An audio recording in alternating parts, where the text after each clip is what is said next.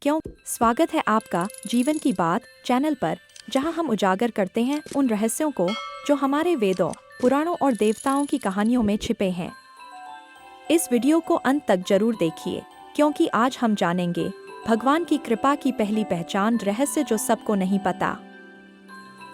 वो सच जिसे जानने के बाद आप जीवन को एक नए दृष्टिकोण से देखेंगे। यह कहानी तुम्हारे जीवन की भी हो सकती है, अगर तुम ध्यान से सुनो। भगवान जब किसी पर कृपा करना चाहते हैं, तो वह उसकी जिंदगी को आसान नहीं बनाते। वह पहले उसे तोड़ते हैं। लेकिन क्यों? क्या भगवान निर्दयी हैं? नहीं, इसका उत्तर है भगवान जब किसी आत्मा को उठाना चाहते हैं, तो सबसे पहले उसकी नकली दुनिया को गिराते हैं। यह कहानी है एक युवक आरव की, जो एक साधारण परिवार में जन्मा था। आरव में प्रतिभा थी, पर उसका जीवन बहुत संघर्षपूर्ण था। वह हमेशा सोचता था, भगवान मेरे साथ ऐसा क्यों कर रहे हैं? माँ बाप की तबीयत खराब, पढ़ाई में दिक्कत, दोस्तों से धोखा, प्रेम में विश्वासघात और फिर नौकरी का टूटता सपना। सब कुछ जैसे एक साजिश लगती थी। लेकिन क्या यह साजिश थी या सृष्टिकर्ता की तैयारी? जिस दिन आरव ने आत्महत्या करने का मन बनाया, उसी रात उसने एक स्वप्न देखा। उसमें एक दिव्य प्रकाश प्रकट हुआ और कहा, तू क्यों डर रहा है? तुझ पर कृपा हो रही है। जो कुछ टूट रहा है वह तेरा नहीं था। जो बन रहा है वह तुझे बनाना है। आरव चौंक गया। अगली सुबह उसने पहली बार किसी भिक्षु को ध्यान करते देखा और उसके मन में आया, शायद मुझे भी कुछ बदलना चाहिए। ये थी भगवान की कृपा की पहली पहचान, अंदर से बदलाव की चिंगारी। आरव ने धीरे धीरे ध्यान, साधना और खुद को जानने की राह चुनी। मुश्किलें कम नहीं हुई, पर अब वो हर दुख को एक संकेत समझने लगा। भगवान की कृपा का पहला चरण क्या है? एक के बाद एक संकट। ये वो समय होता है जब भगवान हमारी आत्मा को बाहरी मोह से तोड़ते हैं। लोग दूर हो जाते हैं, पैसे खत्म हो जाते हैं, रिश्ते बिखर जाते हैं, पर एक चीज बचती है, हमारा मैं। आरव ने महसूस किया कि उसके जीवन में जो बुरा हुआ, वो उसे गहराई में ले जाने के लिए हुआ। अब वो लोगों को समझने लगा था, भीतर की चुप्पी को सुनने लगा था। पहले वह बाहर दौड़ता था, अब अंदर उतरने लगा। और यही होता है जब भगवान कृपा करते हैं। वे तुम्हें भीतर धकेलते हैं ताकि तुम आत्मा को पहचान सको। आरव अब धीरे धीरे खुद को समझने लगा था। दुखों से हार मान लेने वाला लड़का अब हर कठिनाई को एक संकेत मानकर स्वीकार करने लगा। लेकिन उसे अभी भी जीवन का असली मार्गदर्शन नहीं मिला था। वह बस अकेले ही आगे बढ़ रहा था, दिशा के बिना, भावनाओं के सागर में नाव लिए, लेकिन बिना पतवार। एक दिन वह एक पुराने मंदिर गया, बिल्कुल अकेला, शांत और प्रकृति के बीच बसा हुआ। वहीं उसकी मुलाकात हुई एक वृद्ध साधु से, जिनकी आंखों में कोई चमत्कारिक चमक थी। साधु ने कुछ नहीं पूछा, बस मुस्कुराए। फिर बोले, जब शिष्य तैयार होता है तभी गुरु आता है। तुझे अब तक जो कुछ भी खोया है, वो केवल मुझे पाने के लिए था। आरव को लगा जैसे ये शब्द सीधे उसके हृदय से निकल रहे हों। यह साधु एक सामान्य व्यक्ति नहीं थे। वह आरव की आत्मा को पढ़ सकते थे।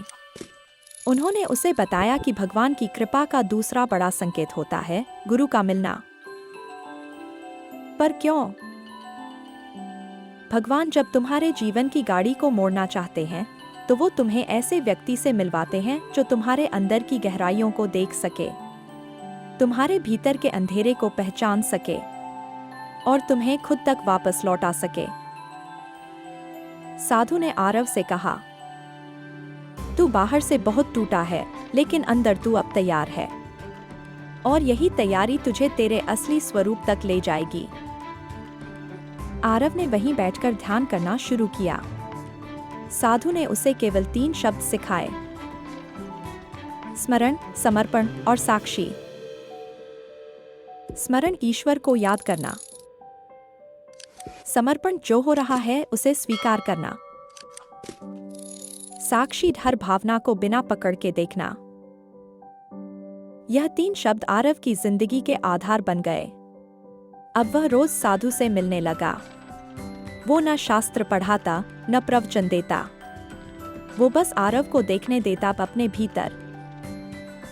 भगवान की कृपा जब बढ़ती है तो मार्गदर्शक स्वयं आता है। वो तुम्हें राह दिखाता है, लेकिन चलना तुम्हें खुद होता है। आरव ने जाना कि जब जीवन में सब कुछ टूट जाए और कोई साधारण व्यक्ति अचानक तुम्हारे जीवन को दिशा दे, तो समझो ईश्वर ने उसे भेजा है।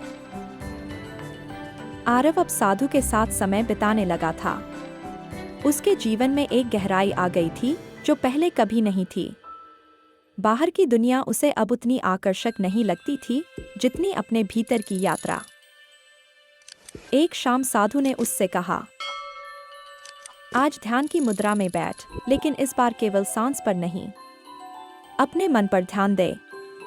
उसे देख, उसे समझ और फिर उसे जाने दे।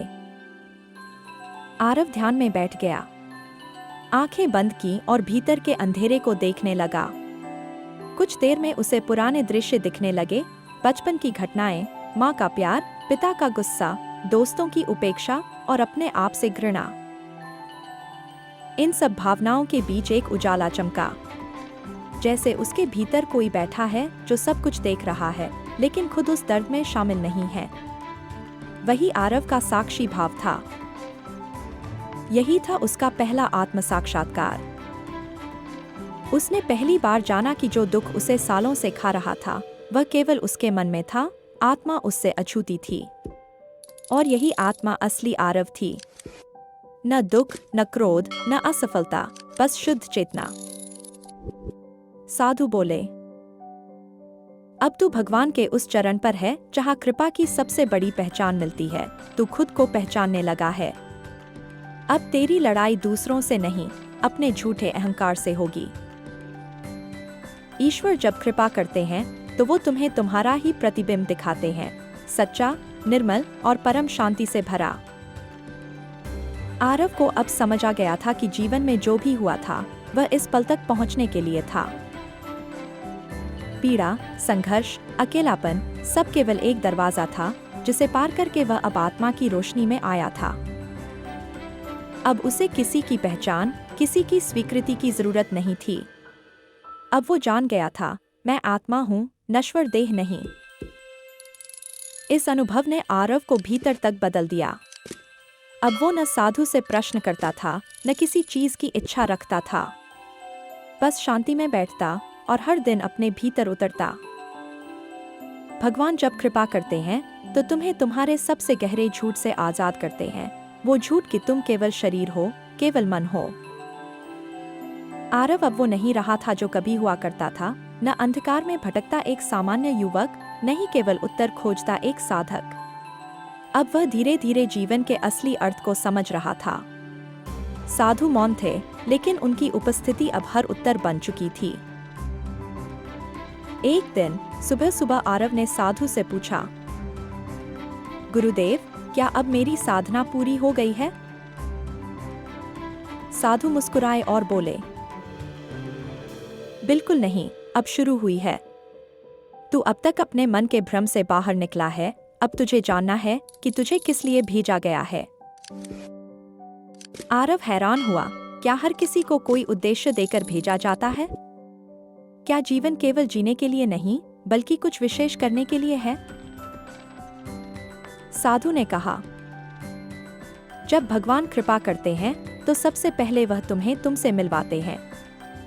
फिर वो तुम्हें दिखाते हैं कि तुम्हारे जीवन का उद्देश्य क्या है, और ये उद्देश्य तुझसे बड़ा होता है।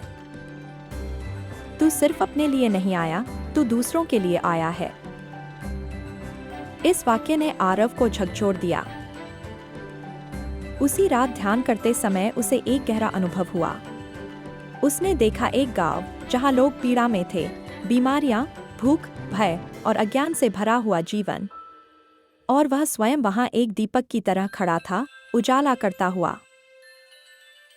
आंखें खुली तो उसकी सांसें तेज थीं, शरीर कांप रहा था। वह समझ चुका था कि उसे केवल आत्मज्ञान के लिए नहीं, बल्कि उस ज्ञान को बांटने के लिए भी बुलाया गया है। कृपा जब उतरती है तो ईश्वर तुम्हें निष्क्रिय नहीं बनाते, वे तुम्हें यंत्र बना देते हैं, अपने कार्य का माध्यम बना देते हैं। साधु बोले, अब तेरी अग्नि को ज्वाला बनाना है। जा, इस दुनिया को अपना प्रकाश दे। तू उनके लिए है जो अभी अंधकार में है। और वही दिन था जब आरव ने अपनी यात्रा शुरू की, एक योगी से एक सेवक बनने की यात्रा। अब वह गांव-गांव जाता, लोगों को ध्यान सिखाता, पीड़ितों की सेवा करता और हर हृदय में वही चेतना जागृत करता जो एक समय में खुद उसके भीतर जगी थी। भगवान जब कृपा करते हैं तो केवल तुम्हें नहीं बदलते, तुम्हारे माध्यम से कई और आत्माओं को जगाते हैं। आरव की यात्रा अब गांव-गांव, जनवरी से जनवरी तक पहुंच चुकी थी।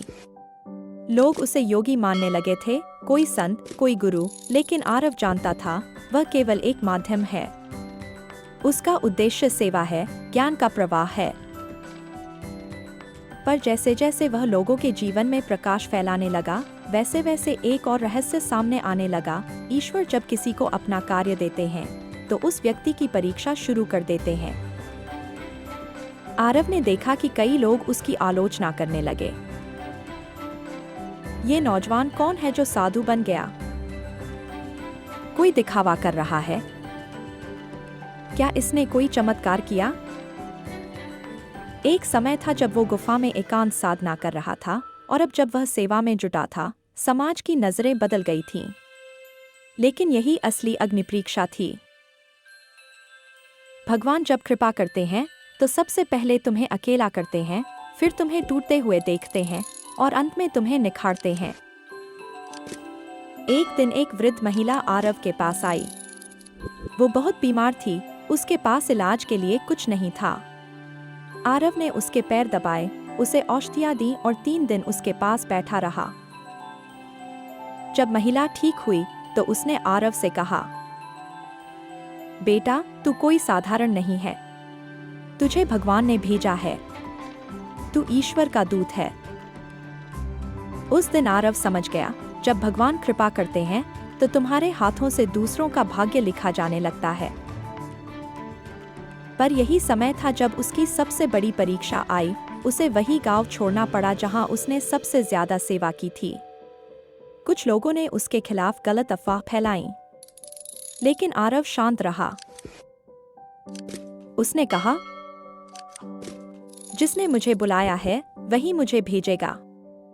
जहां उसकी जरूरत होगी वही मेरा रास्ता होगा। और फिर वह एक नए क्षेत्र की ओर निकल पड़ा, बिना शिकायत, बिना विरोध। कहानी का अंत नहीं हुआ था, अब शुरू हुआ था एक ऐसा अध्याय जहां आरव खुद एक पथ प्रदर्शक बन चुका था, एक जीवित भाग्य विधान। अब वो हर किसी से बस इतना कहता, भगवान जब कृपा करते हैं तो सबसे पहले तुम्हें अकेला करते हैं, फिर तुम्हें गिराते हैं, तोड़ते हैं और फिर बनाते हैं, कुछ ऐसा जो तुमने कभी सोचा भी नहीं होता। इसलिए याद रखो, जब जीवन में संघर्ष आए, लोग साथ छोड़े, जब सब कुछ टूटता हुआ लगे, समझ लो भगवान तुम्हारे करीब हैं। क्योंकि जिस पर कृपा होती है उसकी परीक्षा पहले होती है, लेकिन उसका भाग्य सबसे ऊंचा लिखा जाता है।